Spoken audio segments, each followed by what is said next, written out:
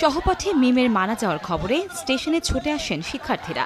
এ সময় বন্ধুর মৃত্যুর বিচারের দাবিতে রেডলাইন ও প্ল্যাটফর্ম অবরোধ করেন তারা। সন্তানের অকাল মৃত্যুতে প্রিয়জনের আহাজারিতে ভারী হয়ে উঠেছে চারপাশ।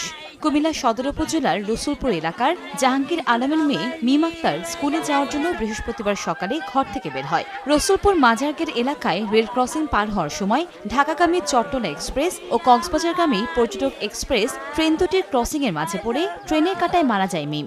আমার নিজের মতন কেউই মারবো গাইলা করো না। পর্যটক এক্সপ্রেস ওই গাড়িটা চট্টগ্রামমুখী ছিল আর চট্টলা ছিল ঢাকামুখী।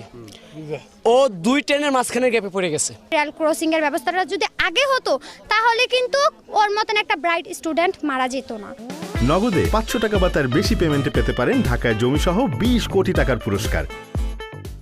এর আগে বারবার একই এলাকায় রেল ক্রসিং এর গেট ও গেটম্যান দেওয়ার দাবি জানানো হলেও সাড়া মেলেনি রেল কর্তৃপক্ষের। তবে মিমের মৃত্যুর খবরে 15 দিনের মধ্যে রেল ক্রসিং গেট দেওয়ার আশ্বাস উপজেলা নির্বাহী কর্মকর্তার। পর্যায়ক্রমে সরকার সবগুলো লেভেল ক্রসিং গেট এবং লাইনম্যান নিয়োগ করছে।